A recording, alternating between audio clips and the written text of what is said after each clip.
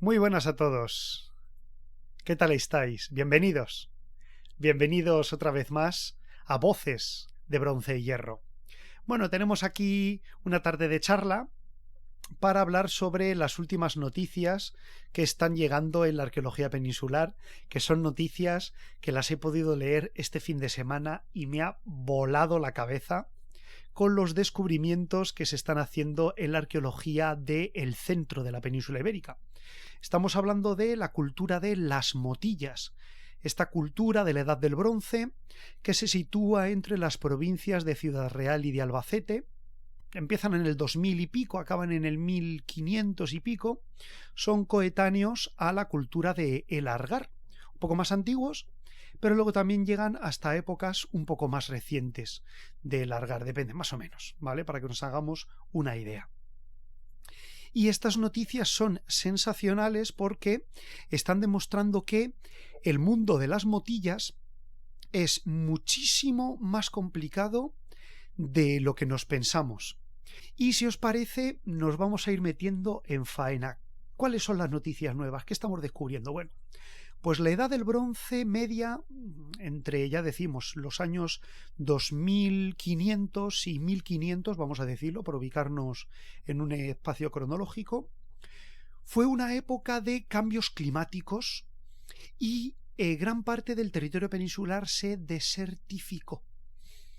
Las temperaturas subieron, el régimen hídrico, las lluvias descendieron, y nos encontramos ante una perspectiva bastante desoladora por parte de los pobladores, sobre todo del centro-sur, en el que vemos que culturas florecientes de la época desaparecen. Por ejemplo, es la cultura neolítica de los millares. Los millares que en Andalucía, en la zona de Almería, que para nosotros ahora es un desierto, está el desierto de Tabernas allí, y sin embargo allí se desarrolló durante el Neolítico una cultura floreciente, agrícola, muy rica, que debido a este cambio climático entre el 2500 y el 1500, pues claro, dejó de haber lluvias, dejó de haber alimentación, y gente que vivía solo de eso, pues tuvo que abandonar las ciudades, habría epidemias, habría hambrunas, desestabilización social, y grandes culturas del entorno colapsan. En el centro de la península ibérica, en el valle del Guadiana, entre las provincias de Albacete y de Ciudad Real, los habitantes de este entorno sufrieron la desertificación de sus territorios, que eran bosques con encinares, con bosques de ribera, de álamos y chopos, y de pronto, con el pasar de las generaciones, se fueron desertificando. Como veis ahí, este paisaje de fondo, que es además un paisaje que se parece un poco al que podríamos ver ahora en Castilla-La Mancha si le quitáramos los extensos e inmensos campos de cultivo.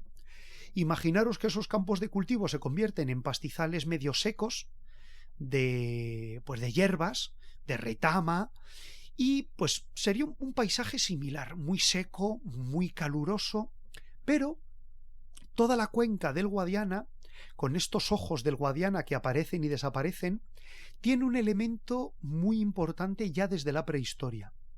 Y ese elemento es el acuífero subterráneo. Nosotros ahora lo vemos como una gran llanura árida.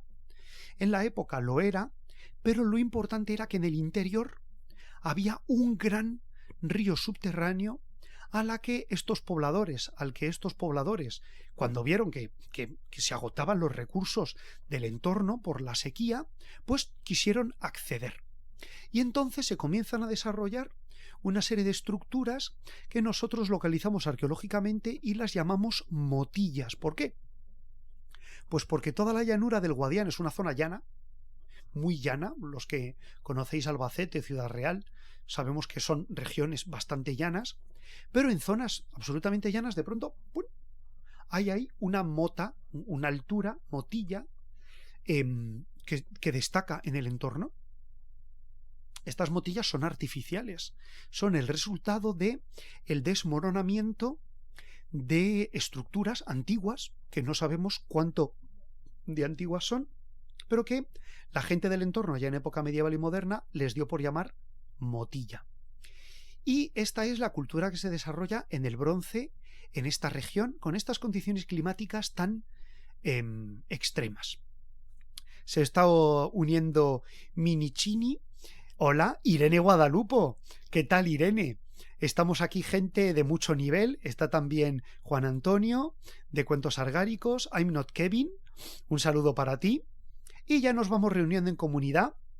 No llegas tarde, Irene, eres como los magos. Llegas justo cuando te lo propones. También Supi, bienvenido o bienvenida.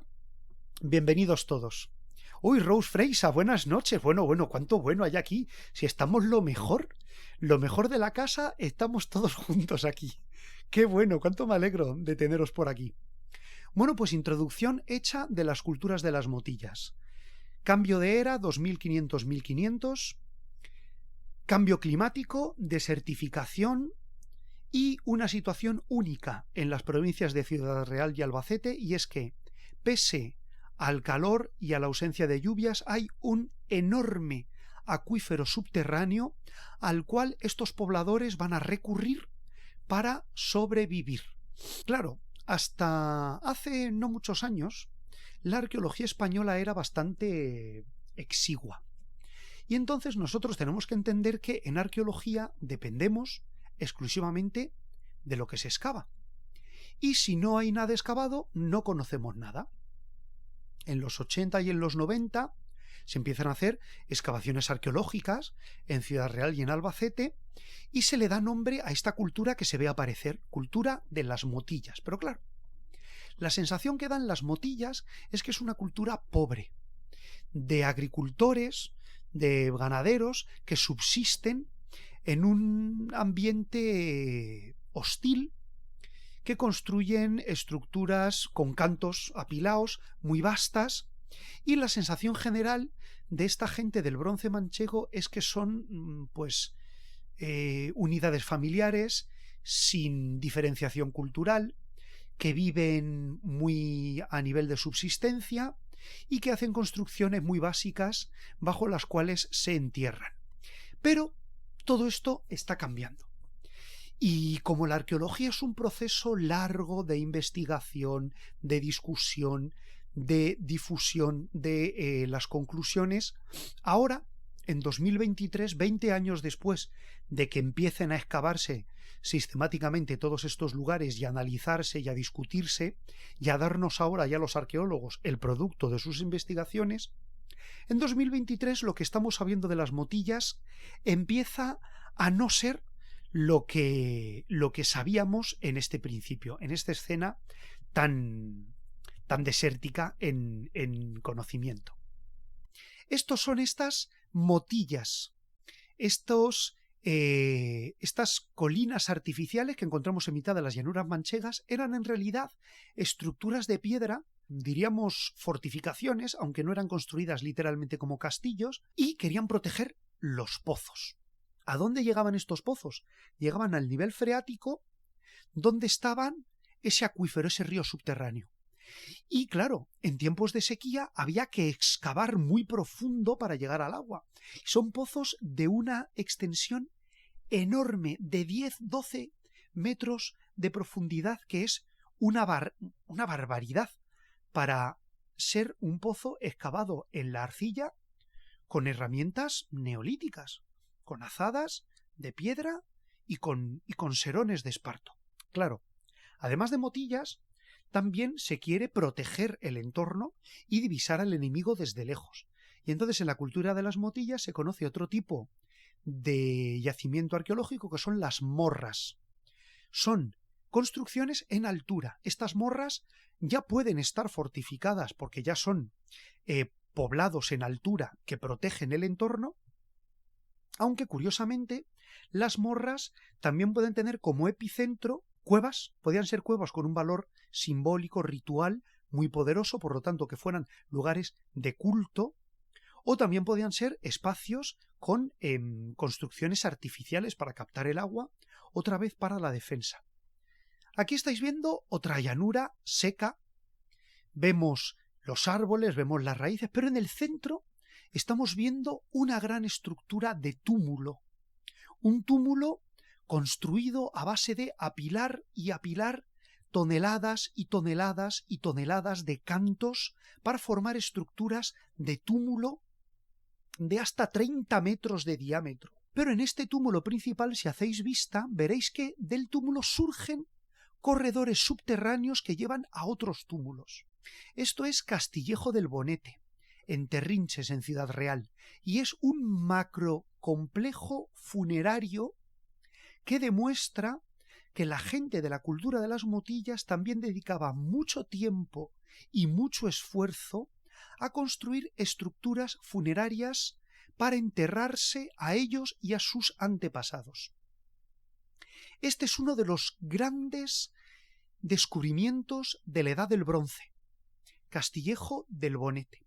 Y el otro gran descubrimiento que vamos a hablar ahora es el motivo de este programa, porque en 2022 salieron los estudios, ahora en 2023 el equipo de investigadores de este lugar siguen excavando y están publicando sus descubrimientos del 2022, y estamos hablando de Bocapucheros, en Almagro, que es otro aldabonazo a la arqueología peninsular como no os podéis imaginar. El yacimiento de Castillejo, vamos a verlo aquí, es un conjunto de túmulos comunicados entre sí por galerías subterráneas. Es impresionante. No está excavado del todo.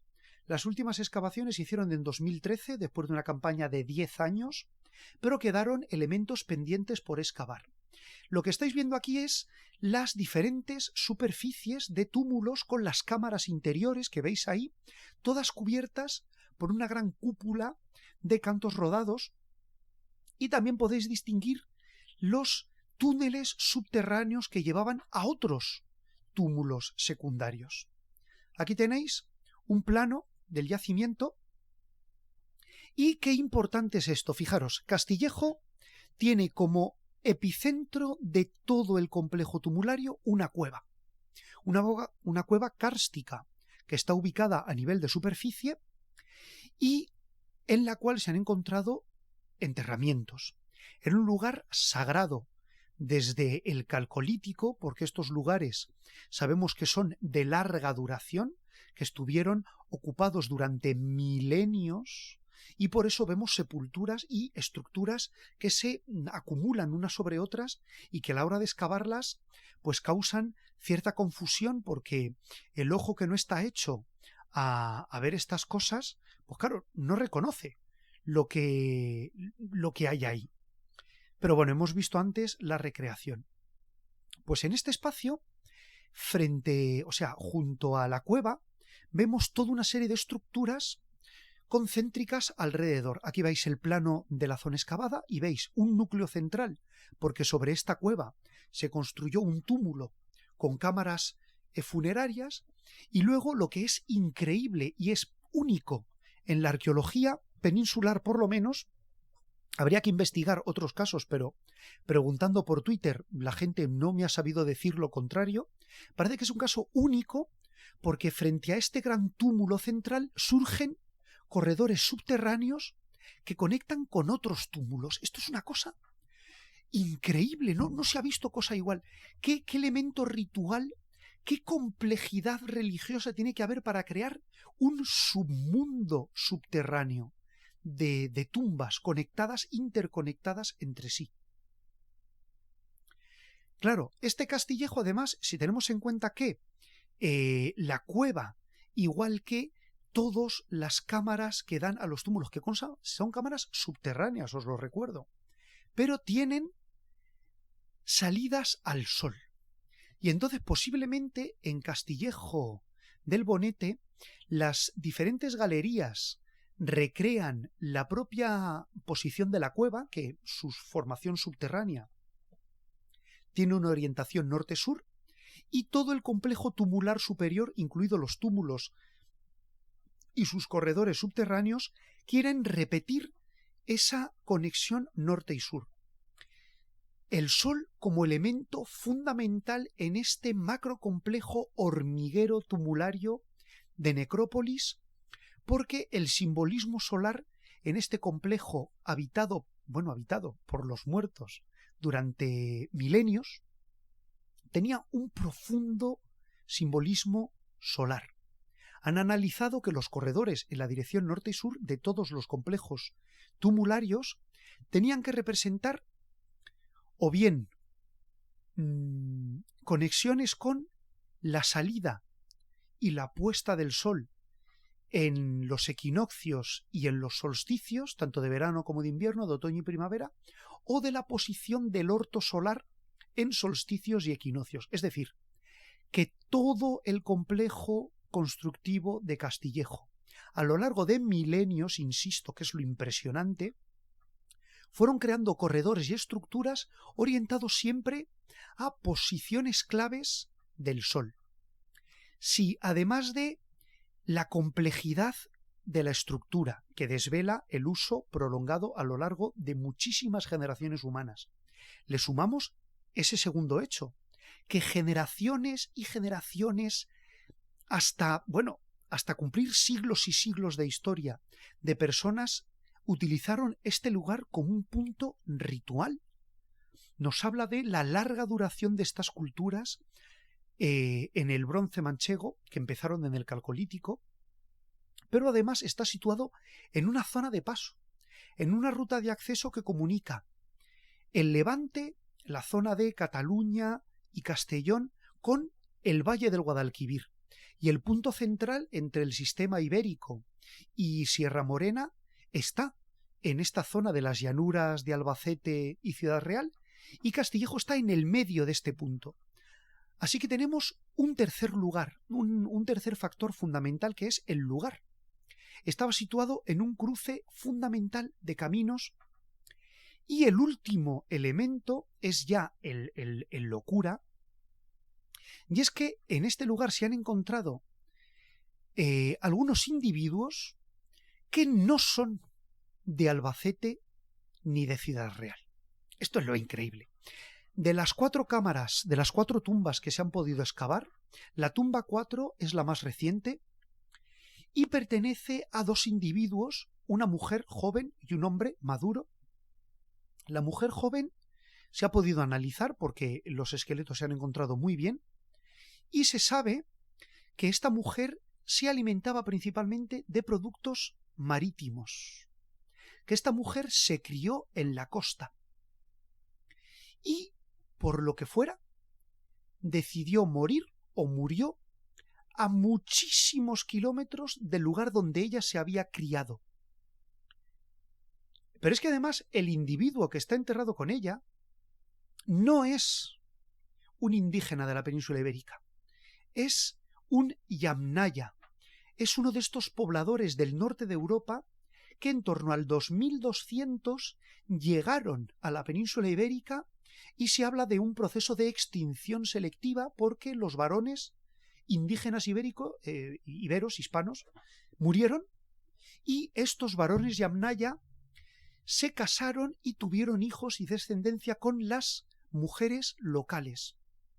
Esto da para otro programa, pero lo que nos importa de Castillejo es que en Castillejo hay gente enterrada que no es de Ciudad Real, que viene de muy lejos, bien porque son descendientes de pueblos migratorios, o porque vinieron de otro lugar y se casaron aquí.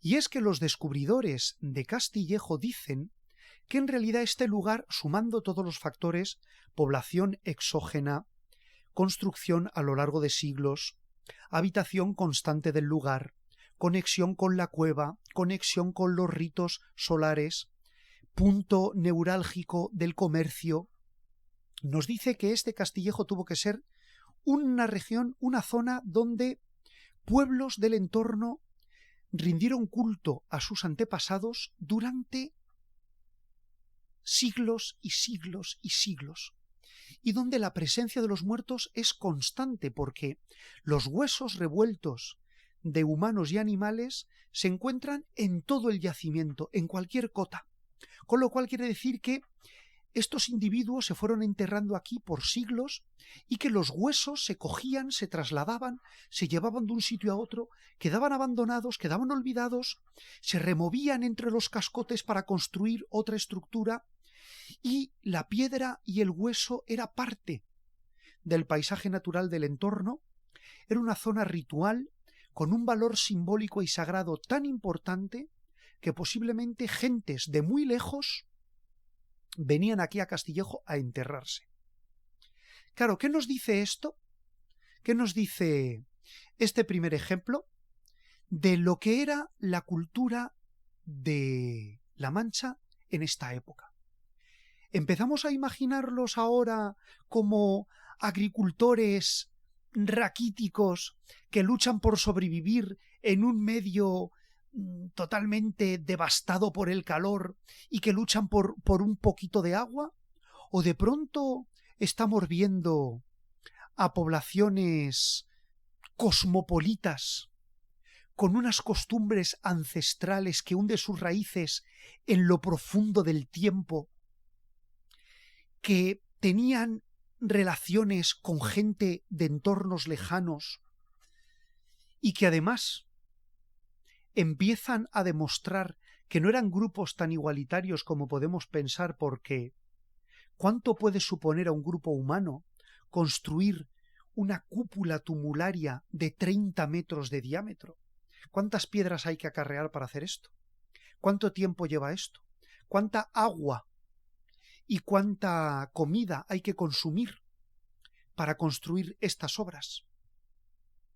Bueno, pues precisamente vamos a conectar este fantástico Castillejo del Bonete con otro yacimiento que está en excavación, pero que en 2022 y 2023 ha dado un aldabonazo en la arqueología peninsular. Estamos hablando de Bocapucheros, en Almagro. Si Castillejo se sitúa junto a este camino que era autopista prehistórica, Bocapucheros se sitúa mirando todo el entorno final de esa ruta cuando ya entra por el Castillo de Salvatierra, que es la ruta secular atávica de conexión entre la meseta y el valle del Guadalquivir.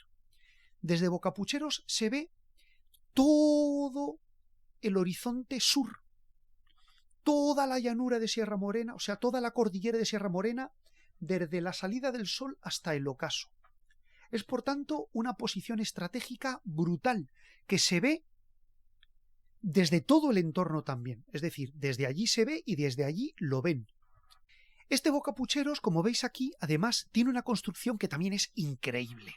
Vamos a ver si podemos poner otra imagen ya para acercarnos.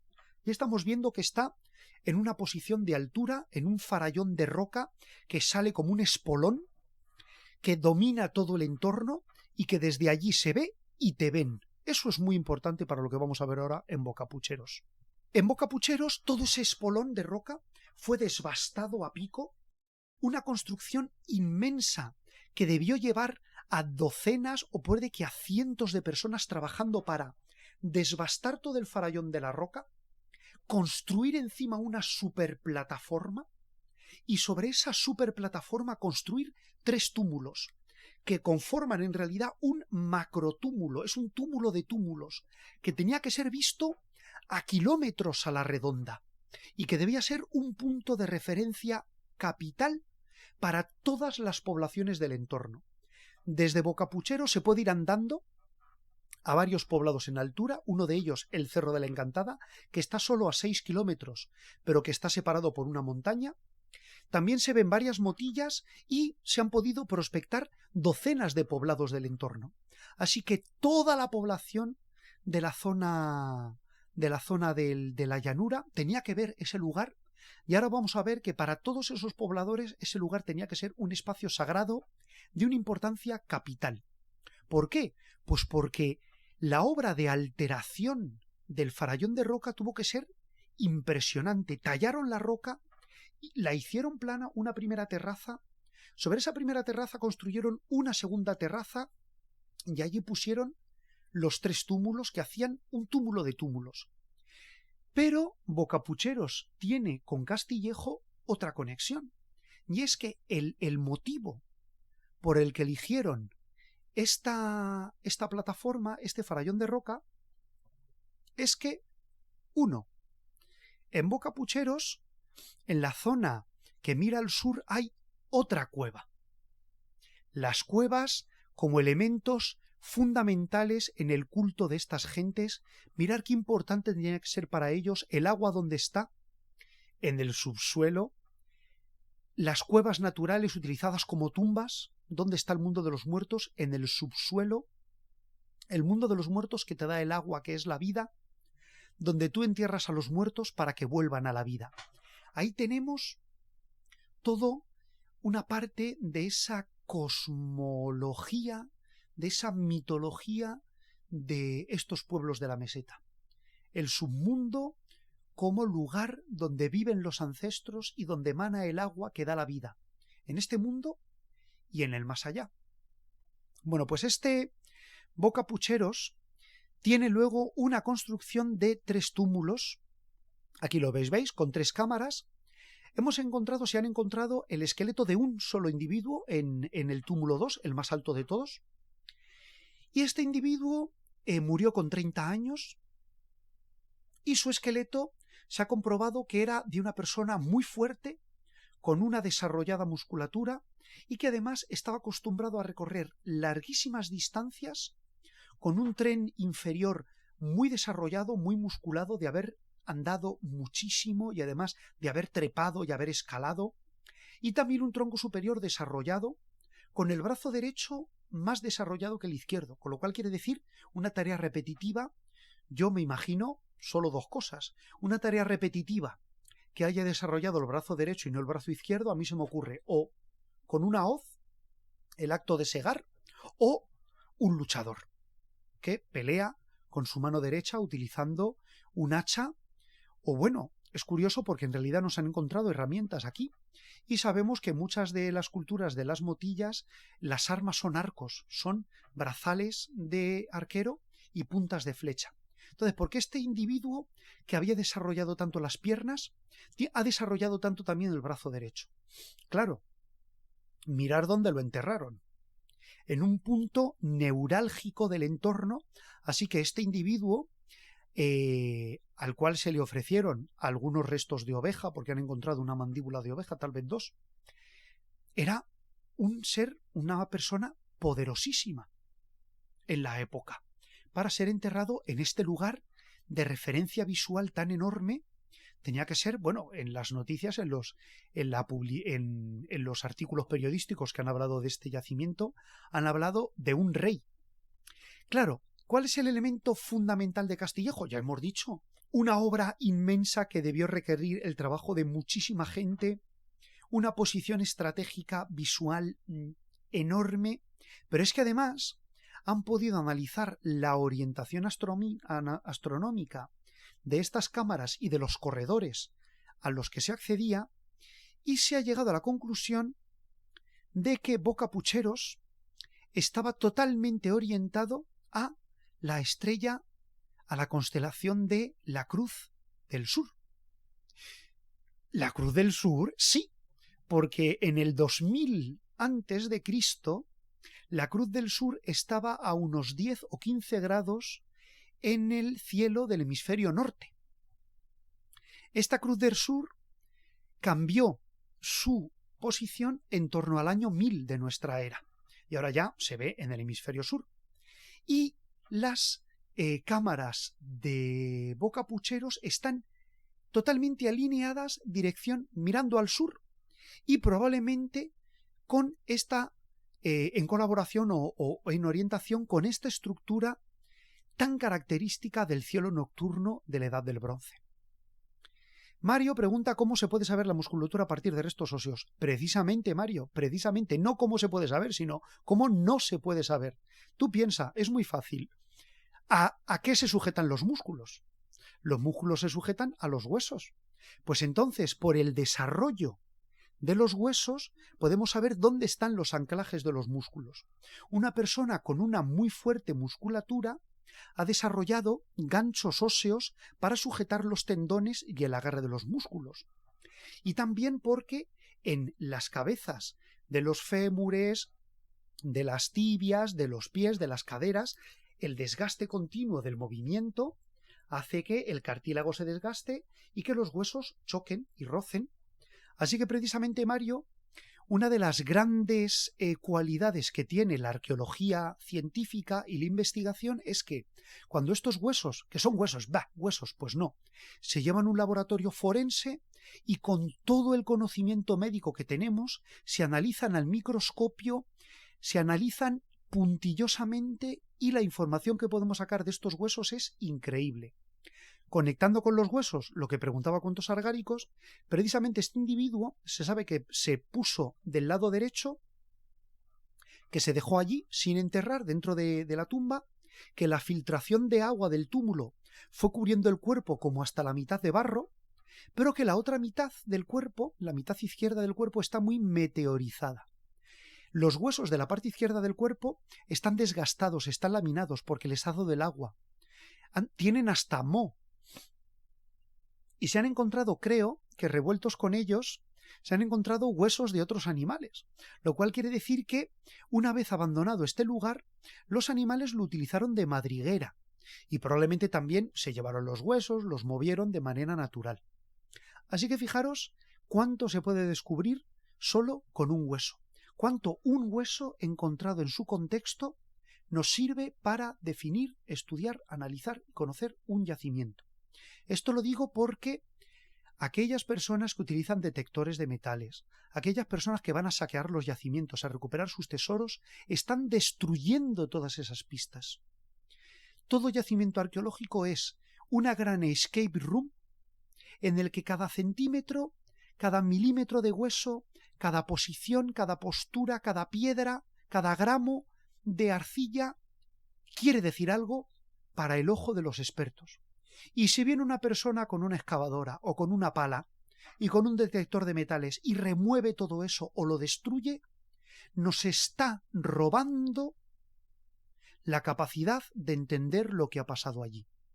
Así que siempre sí a la arqueología y siempre no a los actos de expolio arqueológico de estos yacimientos.